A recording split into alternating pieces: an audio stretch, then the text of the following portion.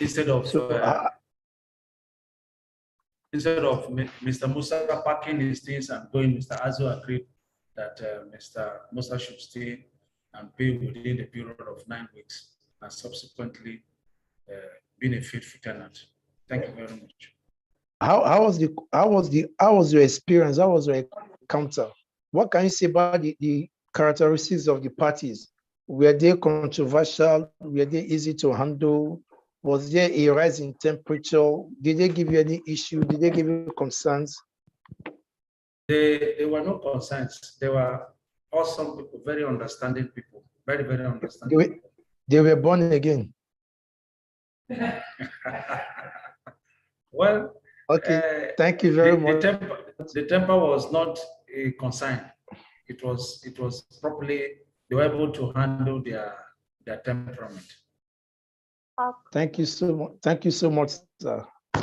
Thank you. So can we have another mediator share with us your experience? What is the take home?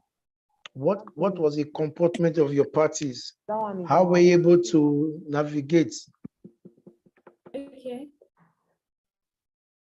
Good day, everybody. I was the mediator for this group 2. Okay, please, can I confirm? Can you hear me? Loud and clear, go ahead.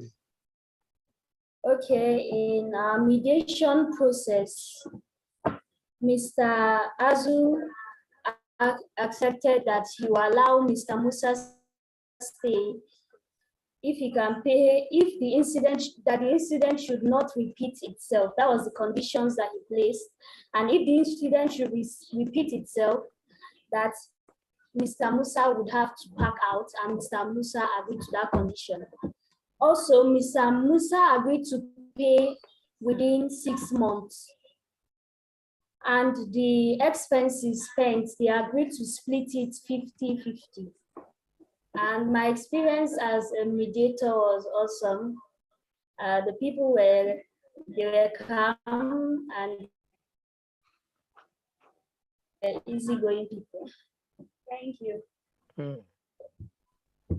I'm sure they were captivated by your smile. That's good.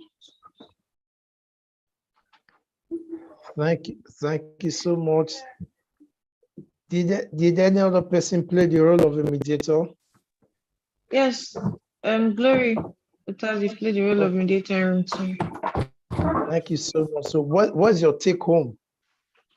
What actually occurred? It was a wonderful experience. First of all, the parties to the mediation, they were really angry at first. Mr. Azu was angry that he had not paid his rent. Mr. Musa had not paid his rent. And on top of that, he had insulted him. And then Mr. Musa was angry that the rent he paid before, he sold his things to pay it. And Mr. Azu knows that he's not one to owe rent.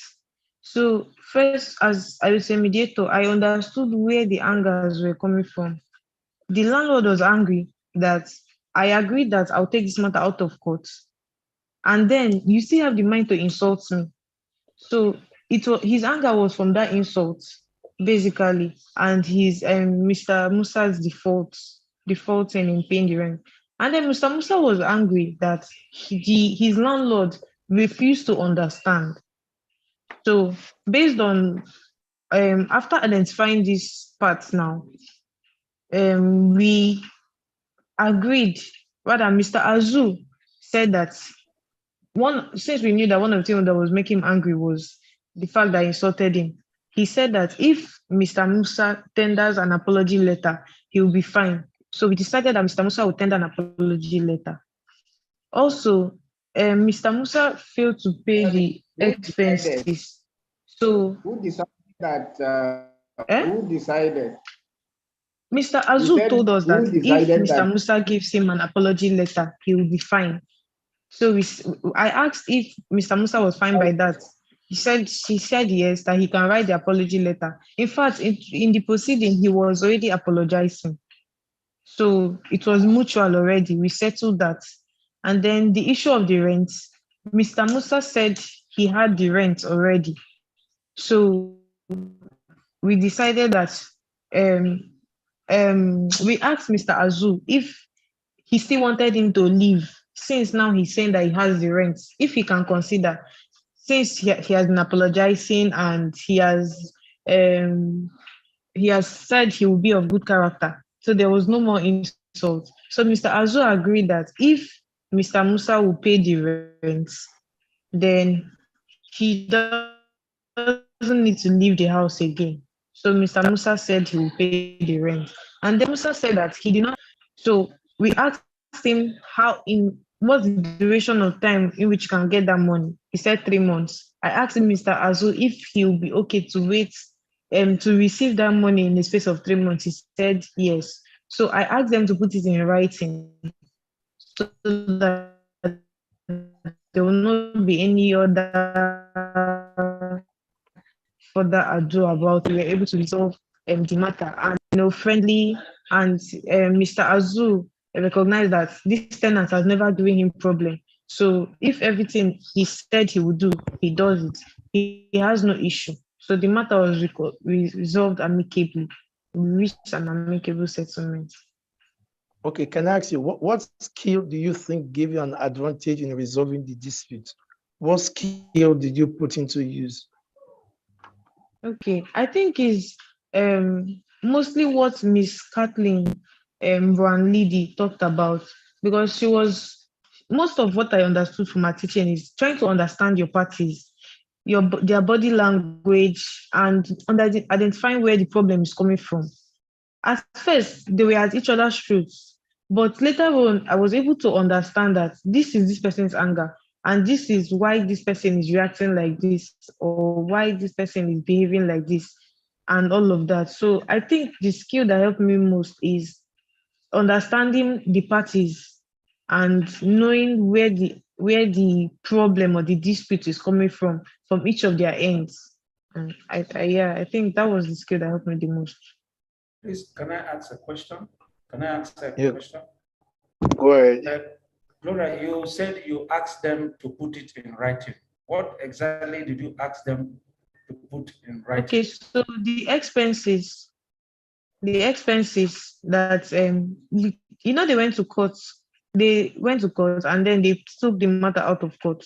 So Mr. Musa was still owing that expenses that he was supposed to pay. So he said he didn't have the money for that now, but he had the arrears of rent.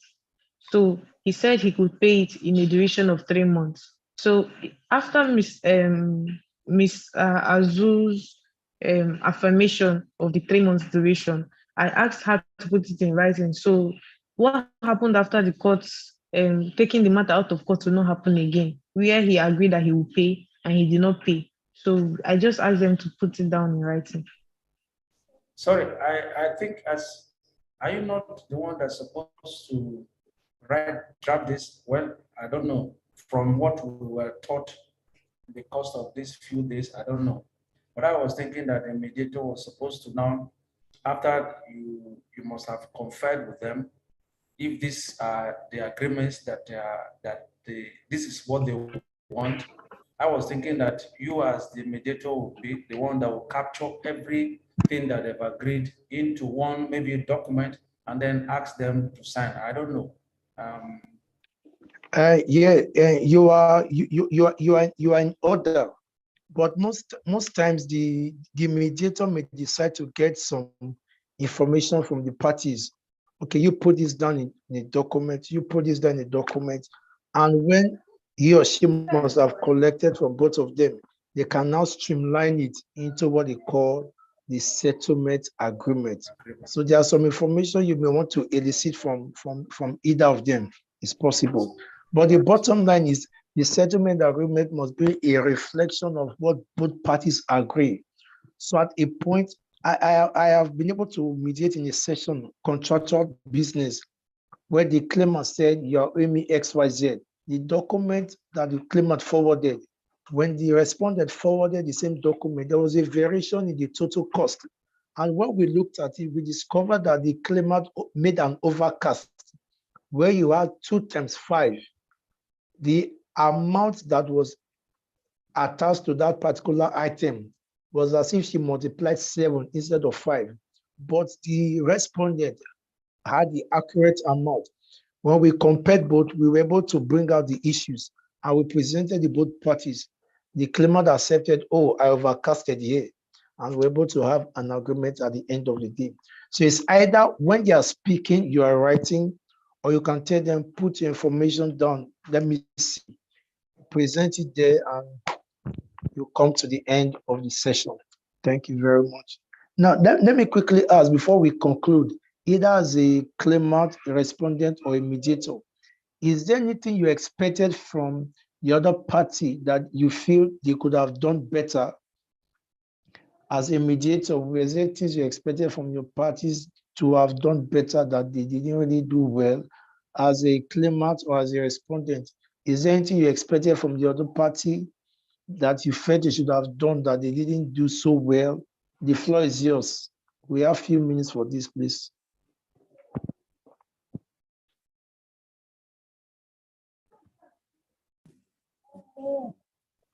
Good evening, all. You're welcome.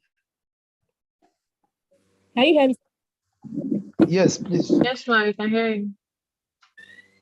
Okay. For me, I just feel talking about agenda setting. We didn't set an agenda for the mediator. Didn't set an agenda. Okay, the things that we have, the facts that have been established, and what we will now discuss. The main, identifying the main issues and what we'll be discussing. So that's just my observation. But apart from that, he did very well. He was able to help us actually resolve the dispute ourselves. Thank you. Thank you so much. Any other response? Well, I just want a clarity. Like, we talked about rules from the mediator. What actually are the rules expected from the parties? Thank you so much. Is there anybody that wants to try to attempt? You guys are becoming professionals now. Let somebody respond to that, then I'll wrap it up. Okay, sir. I don't know. Parties usually come to a mediation proceeding, even as much as they are looking forward to a settlement at the end. They are usually angry or sad, or so I don't think there are any rules guiding them apart from the one that you set down, don't interrupt when another person is talking, or the ones that they say. You can't really control them when they come the first time. You can't really say these are the rules guiding them. Don't cry, or don't shout, or I don't know. So they come as they are. Then you set down some rules if they have any other thing to say. But I don't think there are rules guiding the mediation proceeding, guiding the mediator. But I don't know if there are any specific rules guiding the parties, because parties are usually different. All right. Are you answering as a person or you are answering as a professional? Let me understand. I'm professional yet too. Answering as a person. All right. Thank you so much. You actually did well. Basically, when you talk of rules, we are actually looking at what do we think will enable the process achieve its objective. Don't forget, it's actually a mediation session. What do you think will be done that will help you coordinate the process? Like most of you reiterated, at some point, at the beginning, the parties are already agitated, tensions will be high. So what are those things you feel will add value to the process? We make the process look less cumbersome. We make the process seamless. The rules are not actually laws, but you can begin this way, welcoming the parties, appreciating them for coming, and you can ask them, what are the things you feel we can do to help us maximize our time for being here? Because when you introduce it as a rule, you may scare them, and they may begin to mention all manner of items. Basically, what are we looking at? You know fully well that when everybody is talking, nobody is talking. So one of the points may be, please respect each other's opinion. So please, I will appreciate when the claimant is speaking. No matter your views about what he's saying may be right or wrong. But please, we're going to give him 10 minutes to make his point. And when he's done, we're also going to give you 10 minutes. So what have you been able to do? You are trying to exert your control.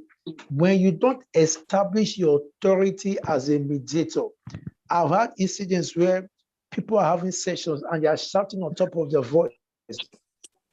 And you think when they're alone, when you peep in, there's a mediator there, just doing like this and shaking his head. At that point, you already lost control. So you must establish your authority as a mediator at the beginning of the mediation session. Very important. When you lose that opportunity from the beginning, parties will take you for a ride. One, you have introduced yourself. You've made them know your duties, your roles, and what are they supposed to do. Please, if you don't mind, I will appreciate if we make ourselves prompt in each of our timing. If the session is going to kick off by 10, I appreciate if we are seated 20 minutes to the time, 10 minutes to the time, 30 minutes to the time. You are making them understand that time is of essence. Two, if you don't mind, I know you are business persons. Do you mind putting your phone on vibration mode? Do you mind putting it on silent mode?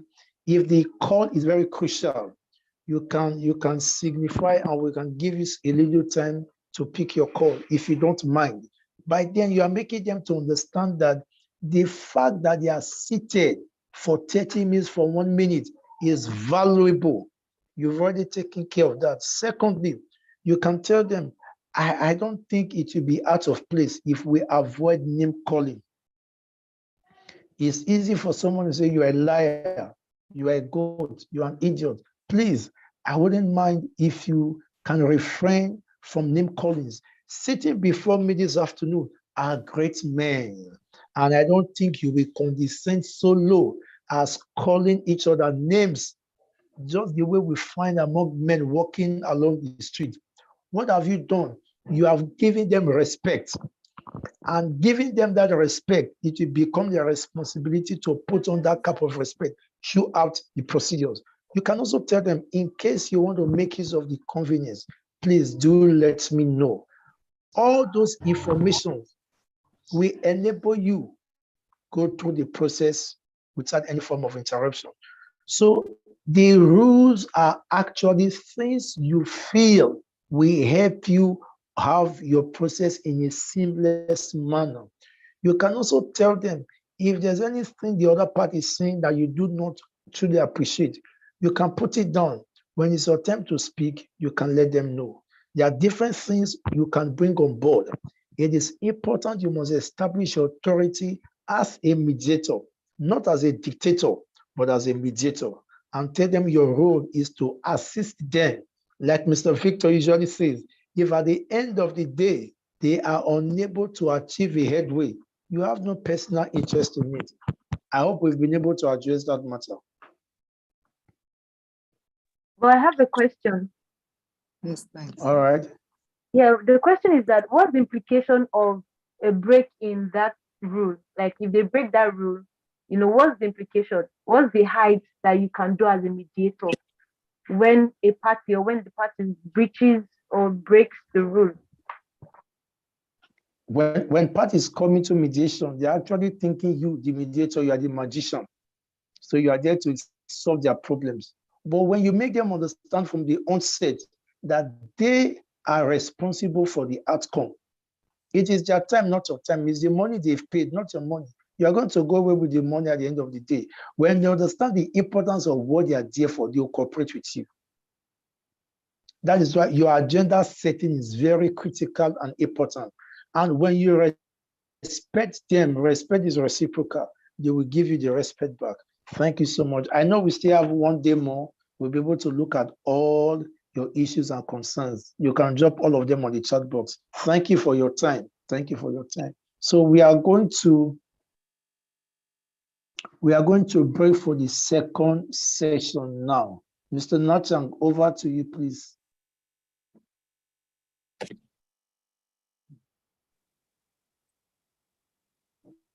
Sir, can I ask a quick question?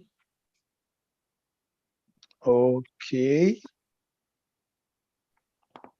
Okay, Okay, sir, please go I ahead. don't know.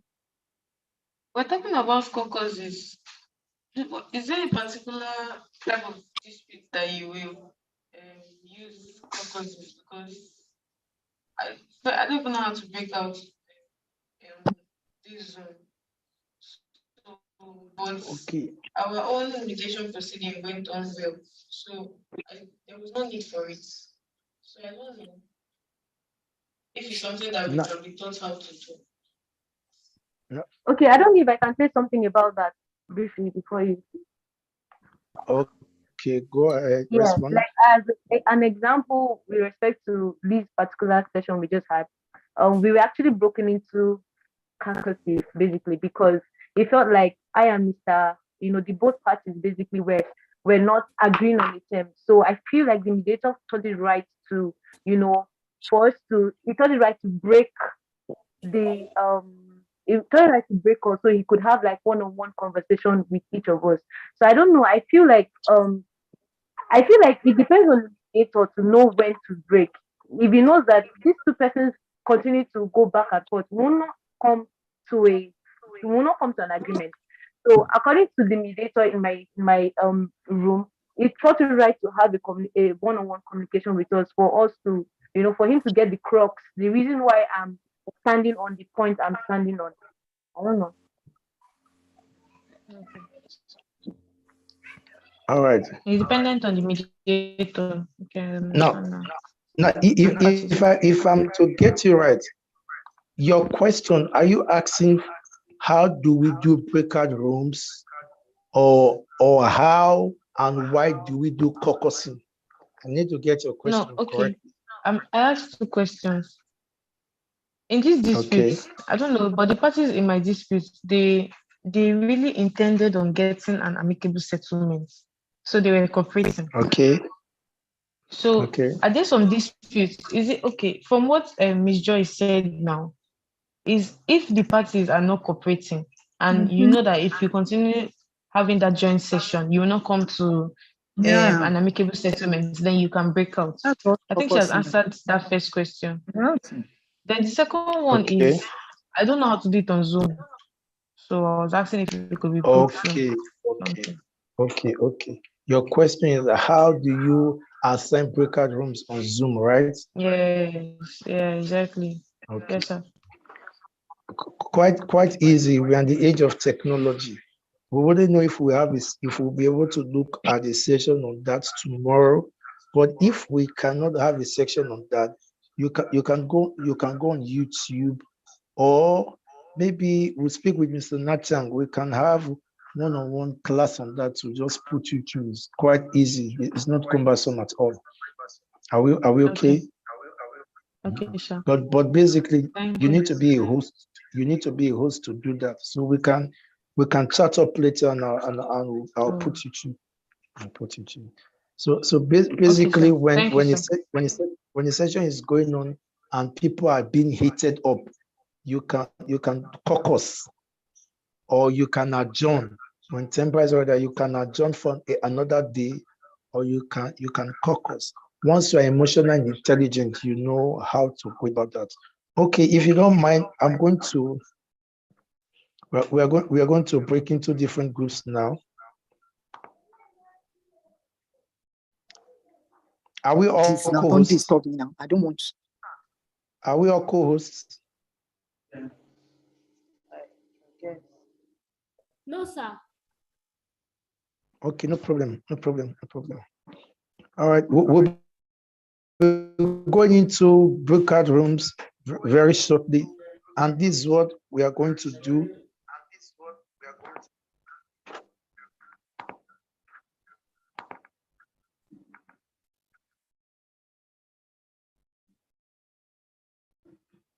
All right, let me make all of you co-hosts.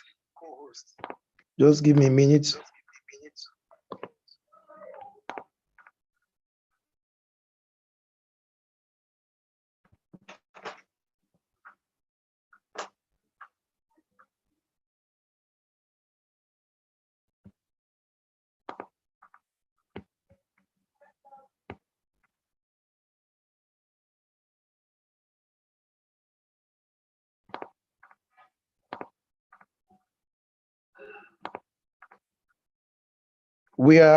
How many are we now? We're about 12.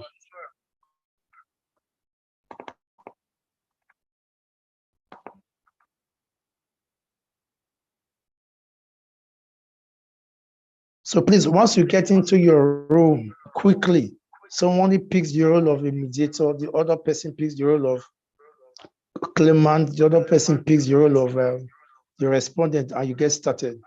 Your time starts now, please.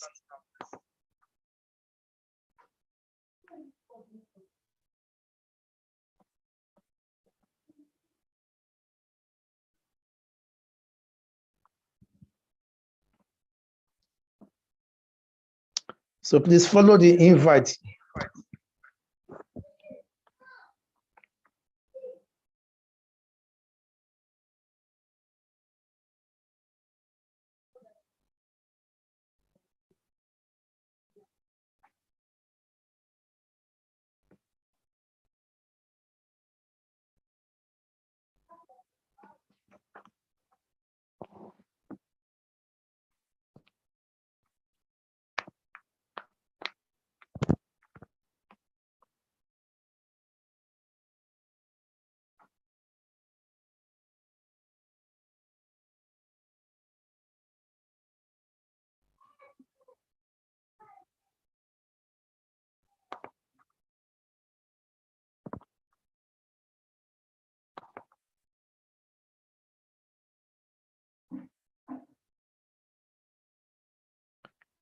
Mr. Grace, you're supposed to be in room 2. What are you waiting for?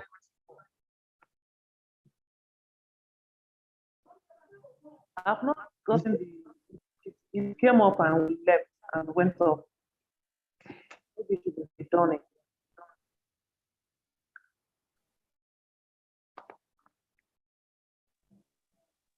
Probably network.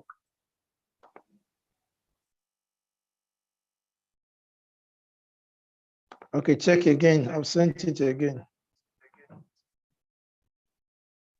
Okay. Right. Mr. Rizzi, what are you doing here? Mr. Ayuba.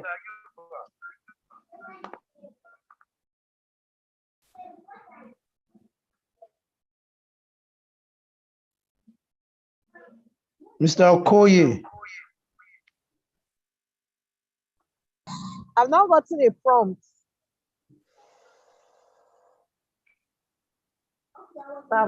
The prompt hasn't come up enough. Okay, break out.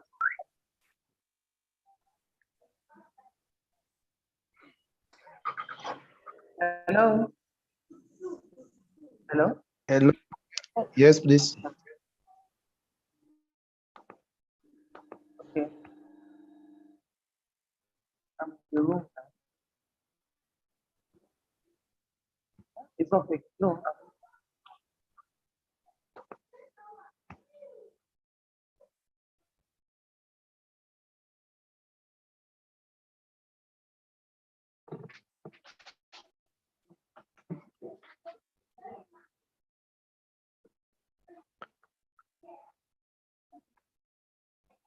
Madam Grace, you're supposed to be in room 2.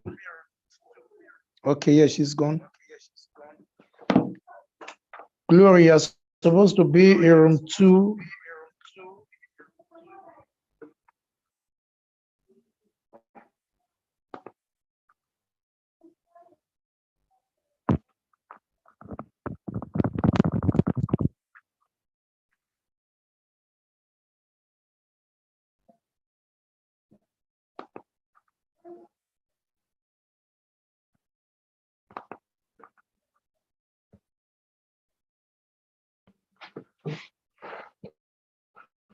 Oku Foster. Oku Foster, what are you doing here?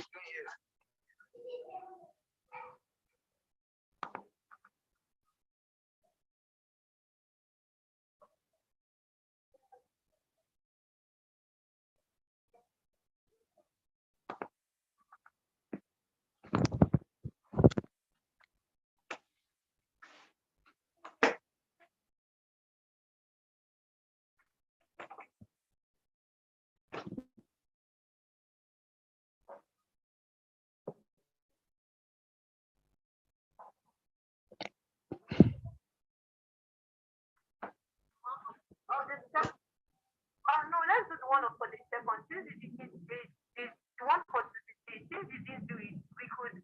I don't know if I could still like I could still play the role. You know, I could just do it through and then who would play what role.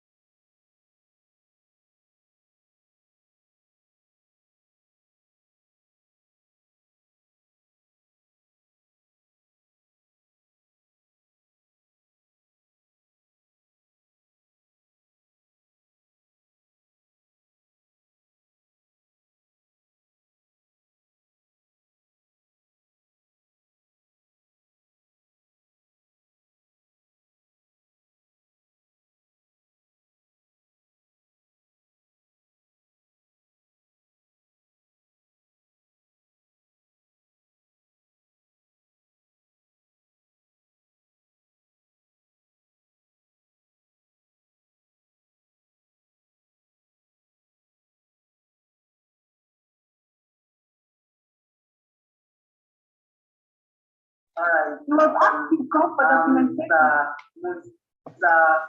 He was asked to come for documentation and comment work by April 2016. He has stated the offer and resigned to job in Abuja, having gotten a job paying more than his previous job with 50,000 naira extra.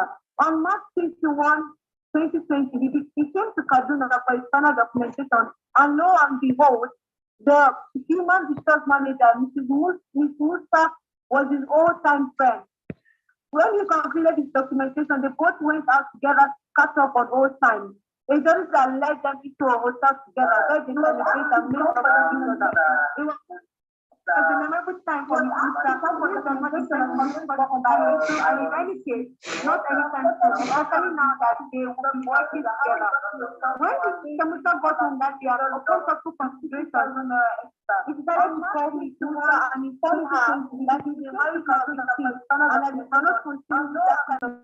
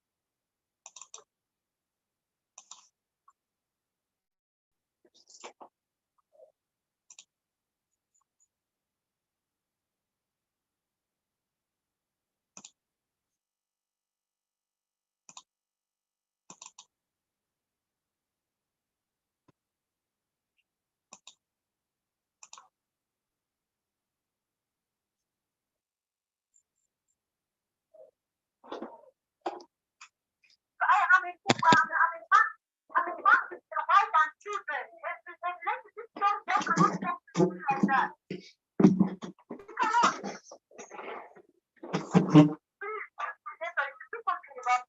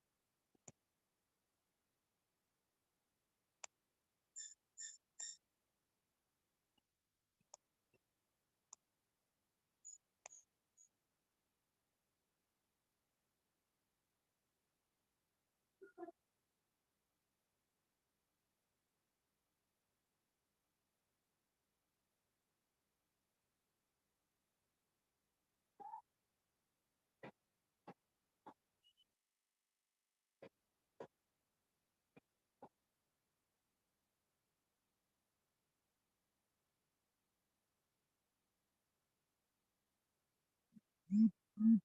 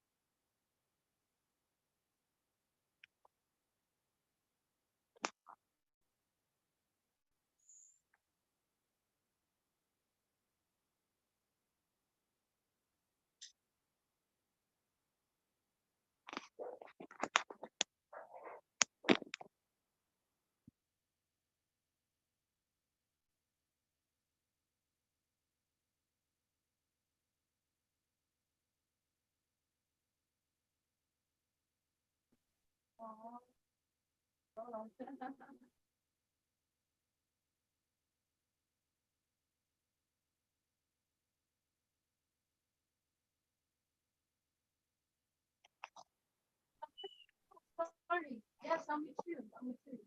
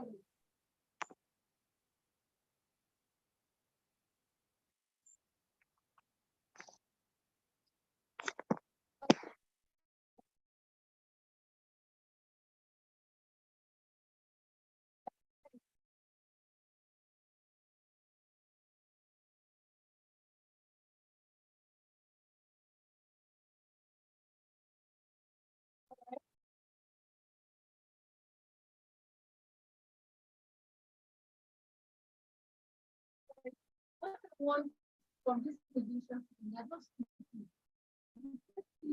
that I need a minimum. It's not just the minimum, that was the it's about 50 million naira. So the next month of mental suffering, emotional suffering, my family too suffered 50 million for this damage. And I also need So sorry, so sorry.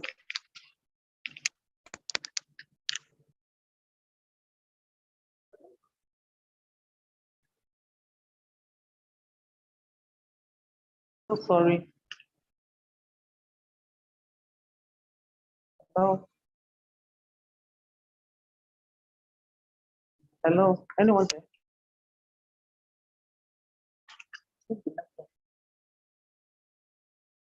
Hello.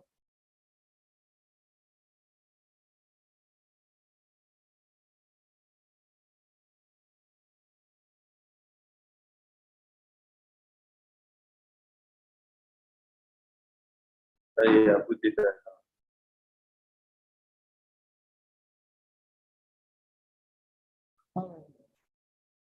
Change the password.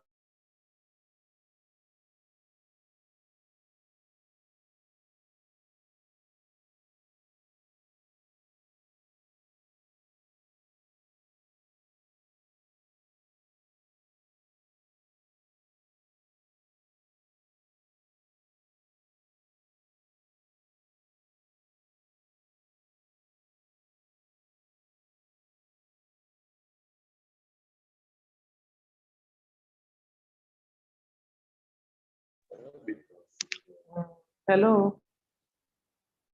Nobody.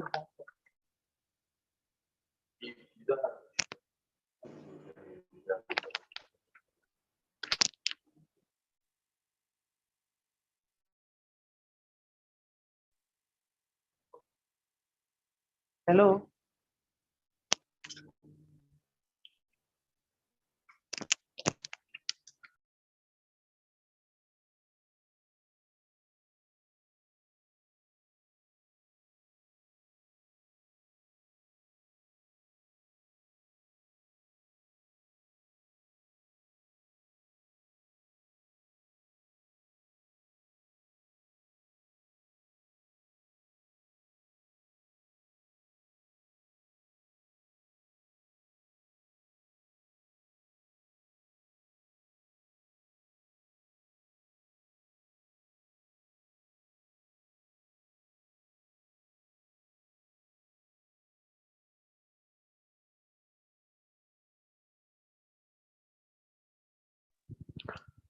All right, you guys are highly welcome. Hello. How was your encounter?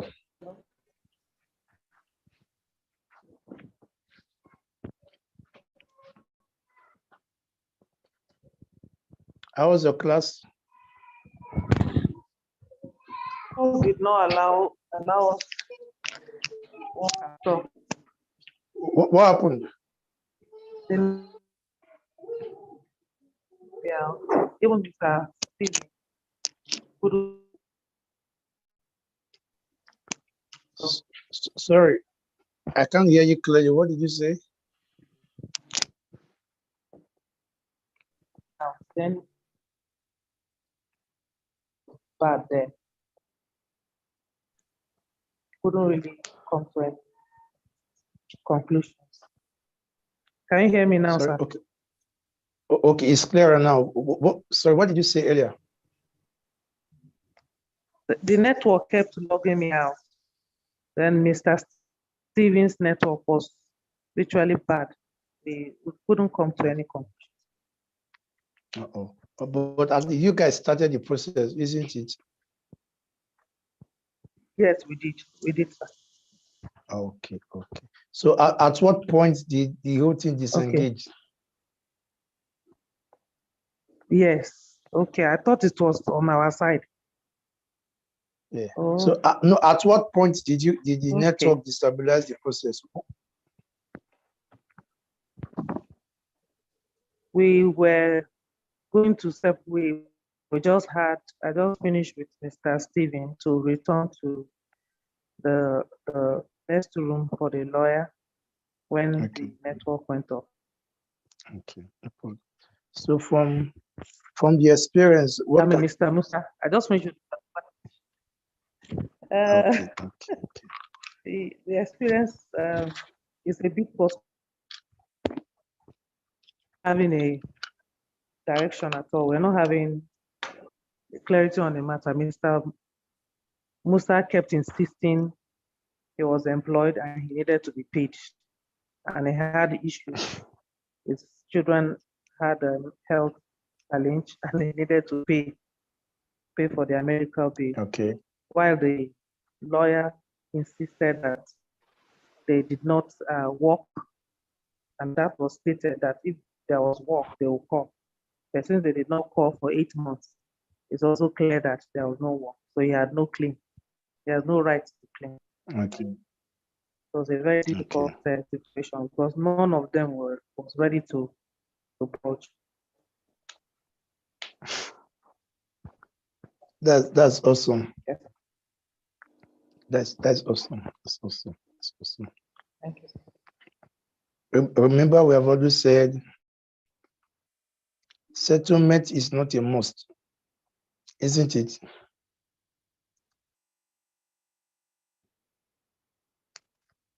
Yes, sir. When you've done all you can do and you cannot get parties to agree, you do the needful.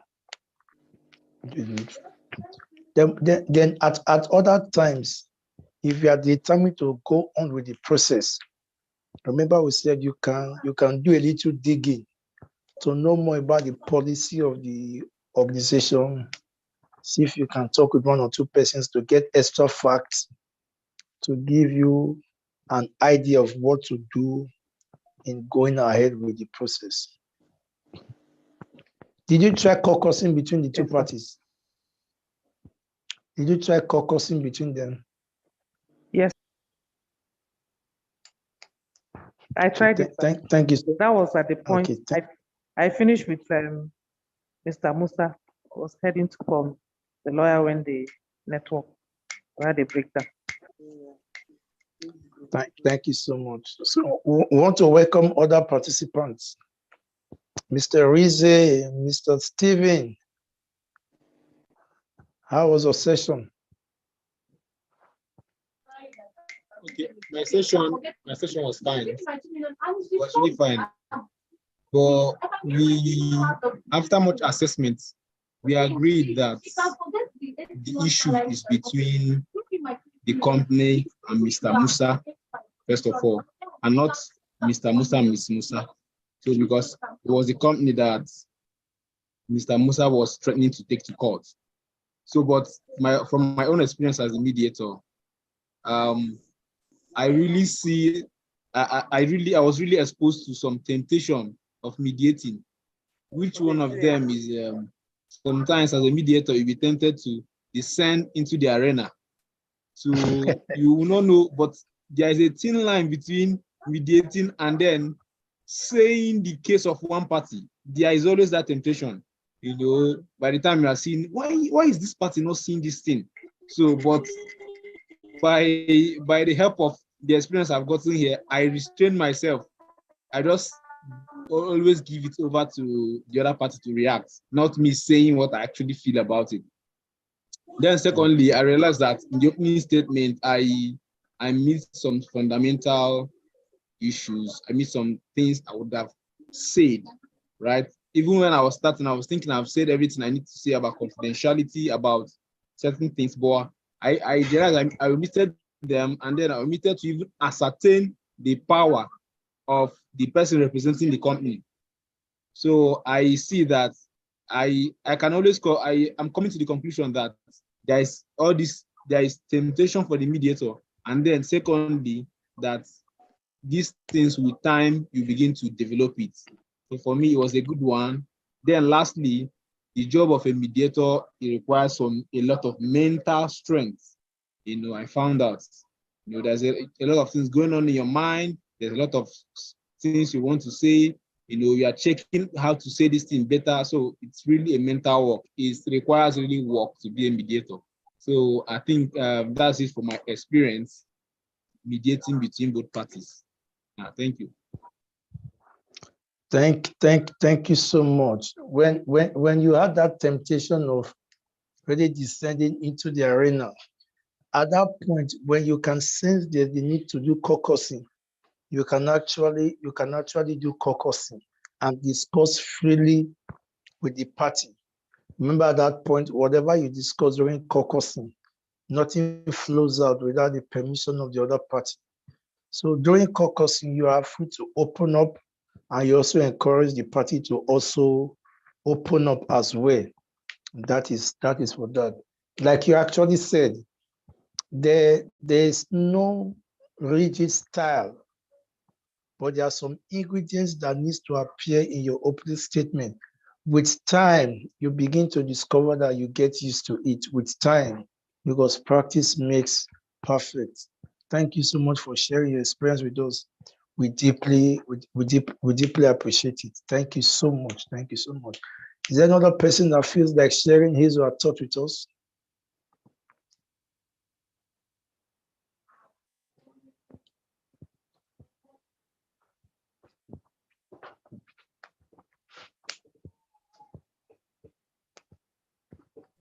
Is there another person willing to share his or her thought with us? So it's just the three of us. Where are the others? I don't know, but I'm in the same group with Mr. Franklin, the last speaker. He was my mediator. Okay. So I think he has said it all. What really helped us in the groups that we were able to finish on time, and then we now make observation within ourselves. That was what really helped. And that's why he's able to bring out these observations. Did you come up with your settlement agreement? Yes, but it was not signed. The mediator told us that he's going to draft it, and as soon as that is done, he'll get it across to us to sign. So we came up with an agreement, and the settlement was that Mr. Musa will go home with 4 months' salary. That's what the company offered. Okay, and he accepted, right? He accepted. Based on that, the agreement will be, the settlement agreement will be drafted, and then when it's drafted and we agree with it, we're going to sign. We agree that we will sign. Now, let me just ask a very funny question. Let me tweak it a little bit. Now, the agreement, did you guys try, Mr. Musa was still having the employment letter. Did you guys do anything to ascertain if he was still a staff of the company or if he has been formally disengaged? Did you explore that option? Well, we did not explore that option, but as a representative of the company, I gave an impression that he is just starting and that the rest of the staff also will be given the same amount. The only difference between him and the rest of the staff is that he just came in when the lockdown started. But we had some staff that have been working with A&B for several years, and all of them have agreed to that same amount. That is his 4 months salary, since the company itself was not doing anything during that period. So ascertaining whether he's still a staff, we didn't do that. But as the representative of the company, I assume that he is still a staff of the company. Okay. So when we are mediating, we don't give room to any form of assumption. You understand? Yes, We must sir. be able to tidy up all ends, Yes, so sir. that when there's the temptation that a party may end up not fulfilling his own side of the bargain. So we may not proceed to enforcement, which is usually not the case. When you now want to enforce, everything should be clearly stated. No assumption, no misguided statement. Everything must be clearly stated, black and white, to give opportunity for all parties to do the needful. All right, a big welcome to our other highly esteemed panelists and participants. Great mediators, you are highly welcome back to our common room. How was your experiences?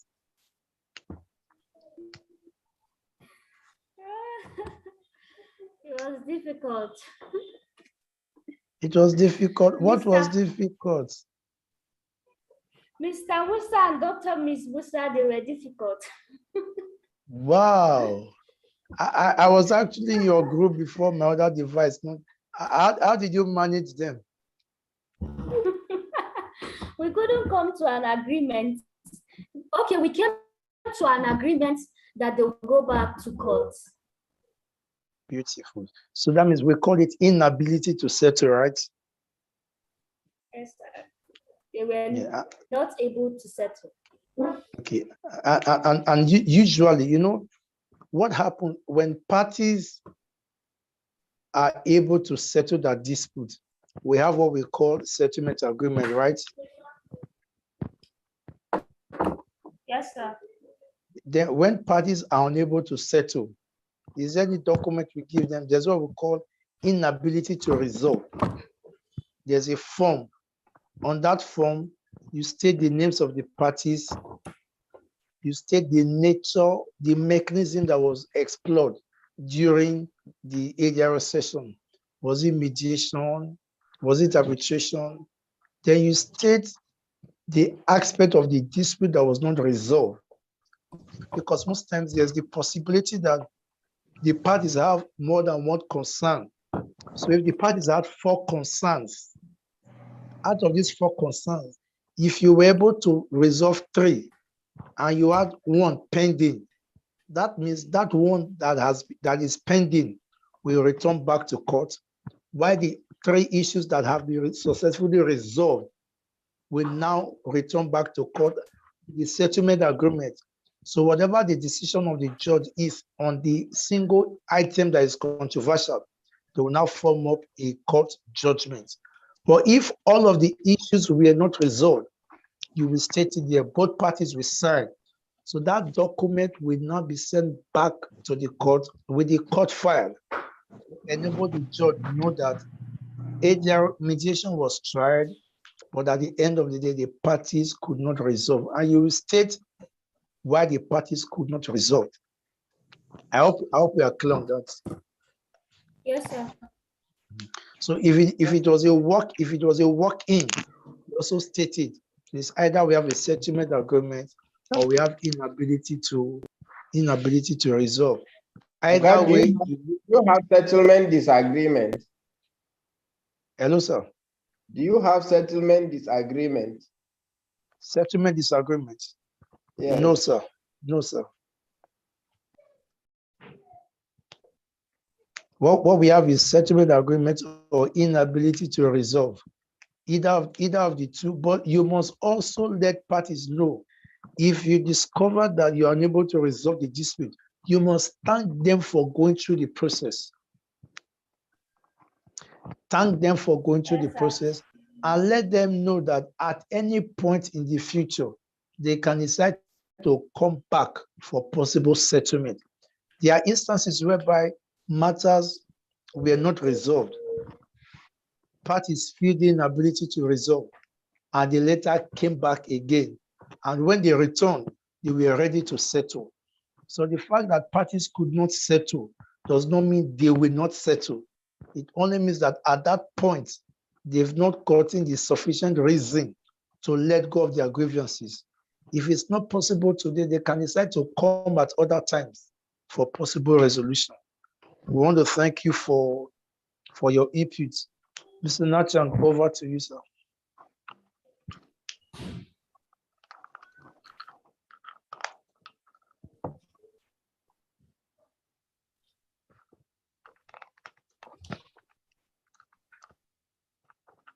Mr. Nachang, over to you.